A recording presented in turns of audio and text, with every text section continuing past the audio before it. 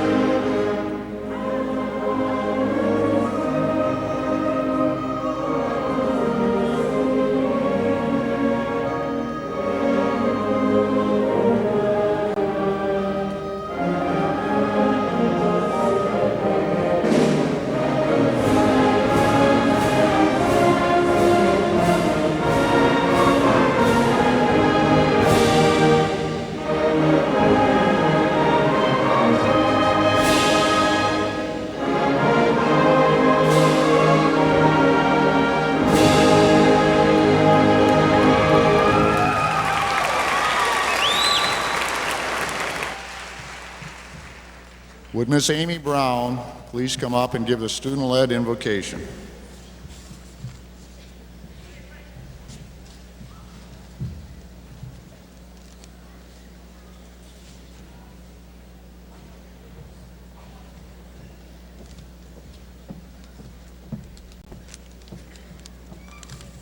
Please pray with me. Dear Lord, thank you for this special day, which is the culmination of years of hard work, and for our families who have supported us throughout our school careers. Thank you for the help you gave us through these years, and for the blessings of good health and strong minds. I pray that you will continue to protect and watch over us all as we move on in life. Guide us as we are in the process of making decisions that will affect the rest of our lives. Bless our efforts in college, in the workforce, and at home. I pray that you will provide healthy friendships for us throughout the years and give us people that we can rely on when things become rough. Thank you for your promise to be with us always and your overwhelming love for us all. Amen.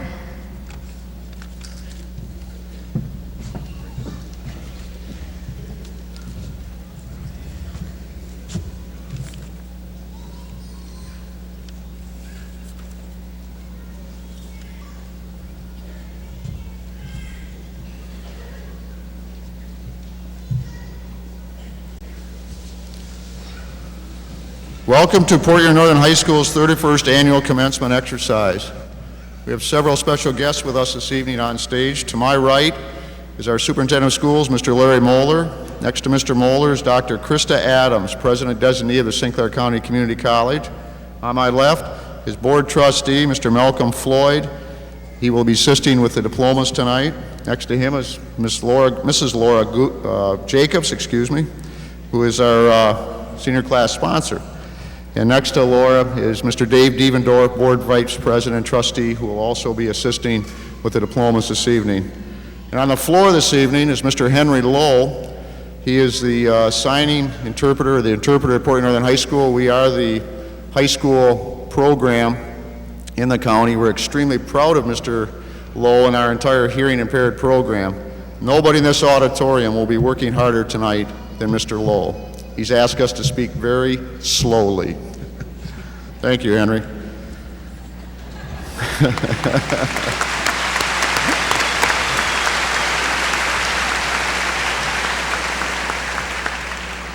To you, the parents, relatives, and friends, thank you for your encouragement, support, patience, and most importantly, your love for the class of 1996. To you, the staff, thank you for your dedication and determination in working with these individual students. And a special thanks to Mr. Richard Chapman, Assistant Principal, and Ms. Arlene Kleba for their efforts in putting together all of the graduation activities for the class of 1996. And most important, you, the class of 1996, we're all very proud of your academic, co-curricular, and social accomplishments. Your success did not come by accident. Hard work, determination, attitude, and a willingness to sacrifice are part of your success. Northern High School is a better place to learn because of your efforts and successes. Congratulations. We are very proud of you. I present to you the class of 1996.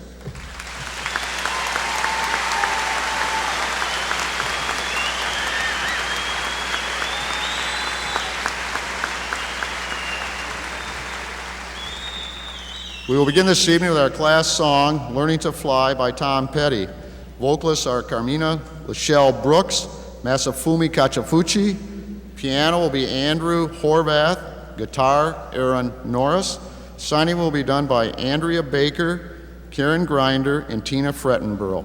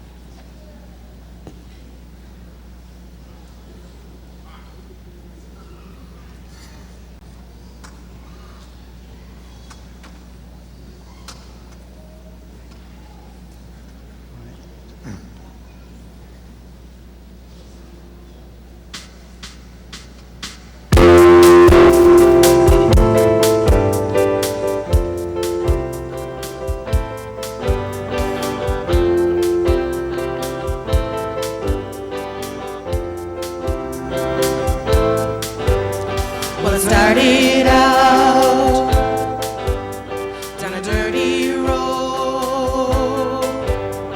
Started out all alone.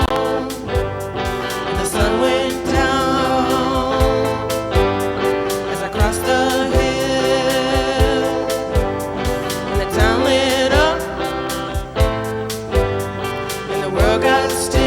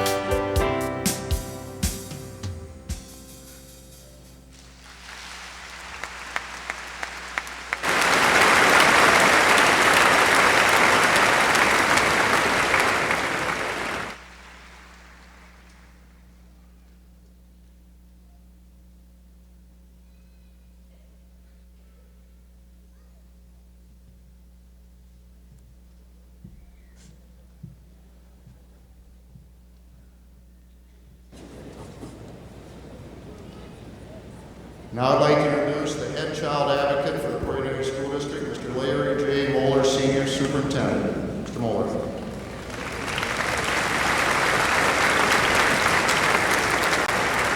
Thank you, Mr. Goldsworthy. I indeed count it a privilege to be a part of the commencement activity for Port Huron Northern's class of 1996, and I count it a privilege to be able to introduce your commencement speaker. However, before I do, on behalf of the Board of Education and myself, I would like to extend our congratulations, best wishes, and Godspeed to each of our graduates. We'd like to say to the parents, thank you, we appreciate your support, and a job well done.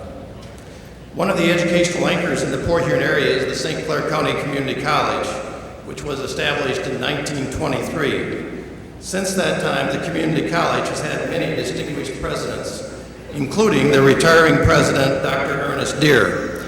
Tonight's commencement speaker is Dr. Krista Adams, who will assume the college presidency on July 1. Dr. Adams received her Doctorate of Philosophy degree from Colorado State University.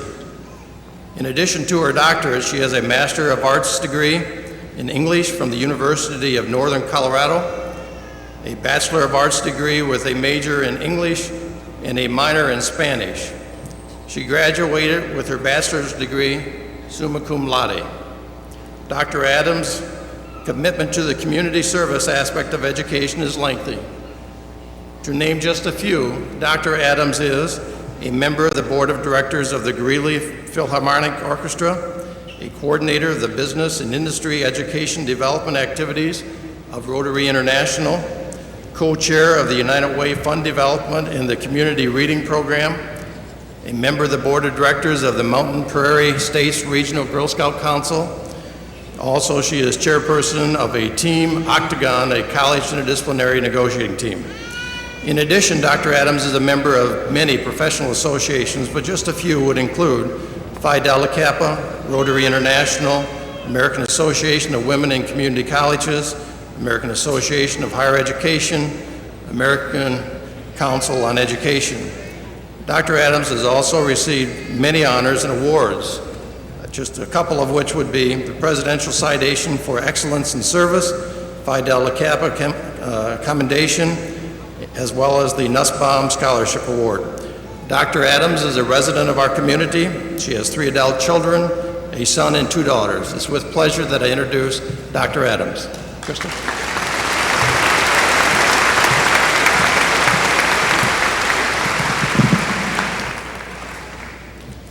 Well, you did it. How does it feel? Pretty good. When you think about how long it's taken you to get here, and you think about that concept of time, and we're talking about 12 or 13 years now, it seems like such a major accomplishment, and so it's the time that you should allow yourself to feel really good about what you've done and feel pretty proud of it. Because there are so few arrivals in life, and life is so much the journey, and arrivals last such a fleeting amount of time that you really need to soak up this night and remember this for a long, long time. When you think about that concept of time, you realize that when you're looking forward to something in the future, that time goes very, very slowly. And you look ahead 12, 13 years from now and think you'll be, around 30, and it seems so far away. But the concept of time is so deceiving because when you look back, it moves at a different rate of speed. And when you look back now over those years that it's taken you to get where you are tonight, you probably realize how different the concept of time is in retrospect. One example of that you probably can identify with would be looking ahead to an exam or a paper, and it's 3-4 weeks in the future, and it seems like you have forever to get ready. And then all of a sudden it's 2 days or the night before, and you realize how fast time has gone.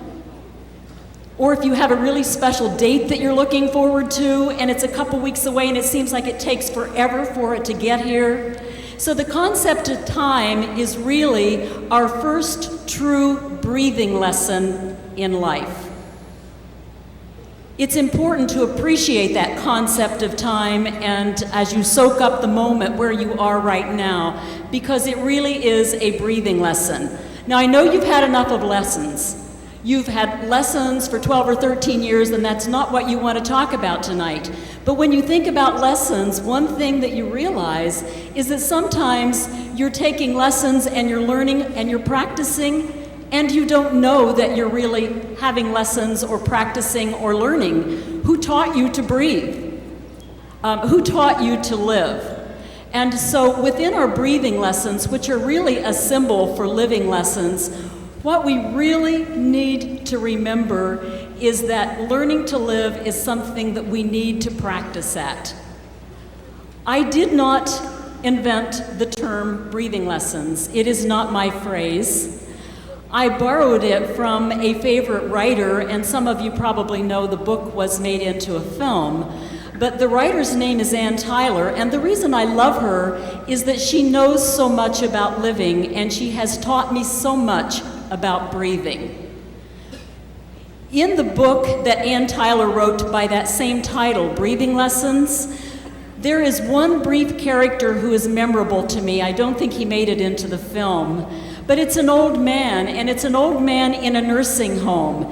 And he probably has had more breathing lessons than most of us in this room because he was old enough to be in a nursing home. But this man in this nursing home felt that one day he was going to get to the pearly gates. And when he gets to the pearly gates, he really believes St. Peter's going to meet him there. And there at the pearly gates, St. Peter is going to have with him a gunny sack. That's right, a burlap bag. And so St. Peter is there meeting him at the pearly gates, and you have to picture him there with a gunny sack. The purpose of the gunny sack is to put into it all of the breathing lessons that he has learned all his life. And there's some particular things that he wants to put in the gunny sack. Those are everything that he's lost, everything that he has forgotten, the things he thought he knew but he can't remember now, and everything that he has taken for granted. Those are the things that he's going to put in his gunny sack. It seems appropriate to me that a time of a plateau, like a high school graduation, that fleeting time of arrival, it's a good time to start thinking about what we're going to put in our gunny sack. And so I'm going to make some suggestions to you about what you might want to put in your gunny sack. Only you can decide what kind of breathing lessons you need to hang on to. Only you know what you may have lost or may have forgotten, think you learned, but then find you've forgotten. Or only you can know the things that you've taken for granted, so only you can know what to put in there. But I'm going to make some suggestions. Breathing lesson number 1. Put into your gunny sack all the people who love you. Because yes, it's true that you got here tonight on your own. You did it. You need to feel good about where you are. It's your accomplishment, and you need to really soak that up. But into that gunny sack needs to go all of those people who love you, because those are the things that you really want to hang on to, because it would have been so much more difficult to get here without them. So here are some possibilities of things to put in the gunny sack for this particular breathing lesson. How about something like Mom's pancakes on Sunday morning? Or the cracked and tattered baseball glove where your uncle or your father or a good friend or a brother or a sister or a mom taught you to play ball? What about the rabbit's foot that your 5-year-old brother gave you on Christmas morning that you thought was so dumb? Put it into the gunny sack, because these are the people who really do love you. We might try putting in there some emotions. How about putting in there the anger from the weekend that you were grounded? Or the wrath of a teacher or a principal when you got into a fight in the school hallway? How about putting in there the anxiety and the exasperation that you felt when you were trying to learn to drive and you could not get the clutch pedal right, and the person who was teaching you had such ridiculous advice? Put some of that in the gunny sack too, and remember that those are the people who love you, And keep in mind that the smile of your favorite teacher ought to go in there too, because those are the people who helped you to get where you are now, and it would have been so much more difficult without them. So that's a pretty important breathing lesson. Breathing lesson number 2. Put in the gunny sack everything that you thought you learned in school, but now you've forgotten. Those things need to go in there, and there are a number of reasons that you need to put in there everything you've forgotten. There's the algebra test that you studied so hard for and you did so well. Maybe you forgot some of the formulas later, but you did a great job on the exam. Drop that in the gunny sack. And right beside it, drop in the English paper that you waited until the last minute to write and you stayed up all night. And you worked really hard on it because you stayed up all night, but you still blew it. Put that in there. Because there are two major breathing lessons, and those are winning and losing. There are 2 things that we remember. We remember the times that we win, and we remember the times that we lose. And if we learn from the times that we lose, if we keep those in the gunny sack, then we will always be winners, because the losing times are lesson times. They're breathing lessons that we don't know that we're taking. You might drop into the gunny sack the history lessons that you learned. In fact, put the whole history book in there that you thought you'd never need because you're going to be an accountant anyway, so who needs history? And right in there with the history book, put a copy of that book that said everything I ever needed to know I learned in kindergarten, because it's true and it's not true, and having it in your gunny sack will remind you of that. It's true because, yes, you need to say please and thank you, and we need to share our toys, and we need to play fair. Those are all true things that we learned in kindergarten that are good breathing lessons that we want to hang on to. But it's not true that it's all we need to know. There is so much more that we need to know, and so if you're going to be an engineer and you didn't want to take that humanities class, you of all people need to drop it in the gunny sack, because you are using it, you will use it. It's like breathing. Even if you don't know you're using it daily.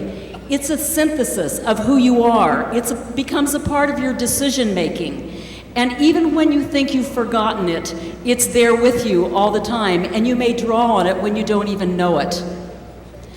Breathing lesson number 3. Drop into that gunny sack all the effort that you put into getting where you are tonight, because you're going to need that to hang on to. You're going to have times that seem a whole lot harder than getting to high school graduation. And if you look in the gunny sack and see the hard work that you put into getting here, then you'll know, I can do that. I've been there, and I can do that again. I'm going to put into my gunny sack the time that I went to college as a single parent. I'm going to put in there the nights that I sat up studying after the kids went to sleep, or closing the bathroom door because it was the only quiet place in the house, and sitting on the bathroom floor and studying. Or the times that I stayed awake all night worrying about who's going to pay the electric bill, because the lesson is the electric bill didn't get paid any faster because I stayed up. In fact, it probably was a detriment, so it's a breathing lesson that I want to remember. So all of the things that you put into that gunny sack can remind you then of the effort that it took to get where you are, so that you can remember, I can do that. I've done this kind of thing before, and I can do it. The final breathing lesson, at least the last one we're going to talk about, certainly there are a lot more, are put in the gunny sack your plans for the future. Put in your gunny sack the job you're going to get. Put in there the college you're going to attend, because in order to reach your goals, you have to be able to picture them. You have to be able to picture them in your mind, and you have to be able to picture them in your heart. And if you can't picture them, you probably won't get there. So put those goals in the gunny sack. Planning is always the first step to getting where we want to go, and even if you were taking breathing lessons and didn't know you were planning for tonight, you were, and a lot of other people were helping you to plan as well. And when you put your planning and your goals in there, put in there this one piece of knowledge, and that is this: success is a moving target. If you don't keep learning, it will get away from you. You have to keep moving with it. This world is moving far too fast for you ever to stop learning. The final piece of information about your plans that I'd like you to put in your gunny sack is this. It's a fact. By graduating from high school, you have increased your earning power by approximately 33%. That's 1/3. That means that you've boosted your earning power by 1/3 over what you would have had you not graduated. And the average person, if he goes on and gets a degree, an associate degree, a bachelor's degree, or even later graduate degrees, will boost his or her earning power by another 40, 50, or 60% by getting those degrees. And so keep those facts handy. They aren't always true for everyone because we each choose our own directions, but that's the average. And it doesn't hurt to have that in there as kind of a reminder. So in our breathing lessons, when we entered here tonight, I'll bet that realizing that you had gotten here, you breathed a lot easier. You probably breathed a sigh of relief. And your parents probably breathed a sigh of pride. They probably breathed a sigh of relief too, actually. But the world is now a place that is breathing a sigh of anticipation for you because it's there and it's waiting for you. And from where you sit, you are right now, tonight, for a little while here on top of the world, and it is yours. And so you have, from there on the top of the world, a real breathtaking view. And that's one of the major breathing lessons, is to look around and appreciate that breathtaking view. Your family, your friends, your teachers, your schools, your principal, your superintendent have seen to it that you're ready to live this life and that you're ready to take the next breathing lesson in planning and keeping yourself in that learning mode and never stopping that. And when this evening is over and you breathe your sigh of relief and you look into your gunny sack, you're going to find in there the people you love, the people who love you, who helped to get you here. You're going to find in that gunny sack all the things that you thought you had forgotten, but you really learned them. You're going to find in that gunny sack all of your plans for the future.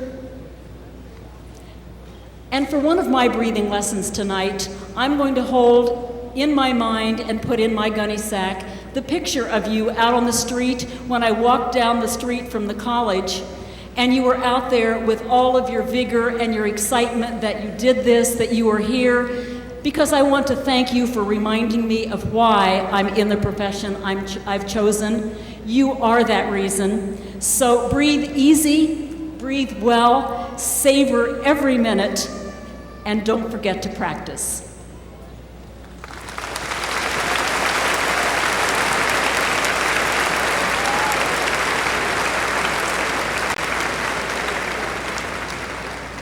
Thank you, Dr. Adams. There's some good lessons there, even for us older students.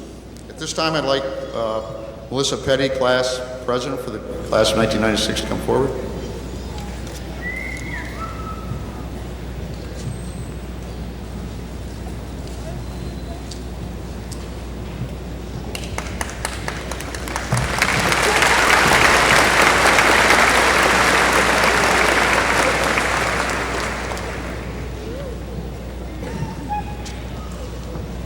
She wants to open it, and I really want to open it too, so I'm going to.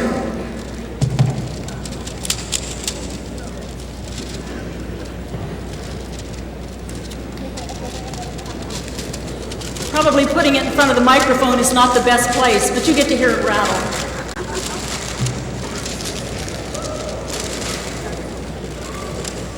Oh, thank you so much. Thank you so much. It's lovely. I've enjoyed it. Thank you. I'll hang it in my office.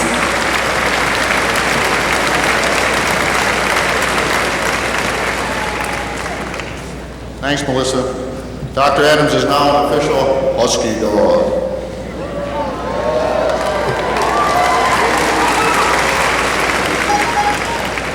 Okay, at this time, we're going to have a little fun. This has been a very special class for me as principal. There's 339 unique, independent, individual characters, fine young people in this class, and we're going to recognize each and every one of them now. Mrs. Jacobs will help me read the names. Mr. Devendorf, Board Vice President, and Mr. Malcolm Floyd, Board Trustee, will assist with the diplomas.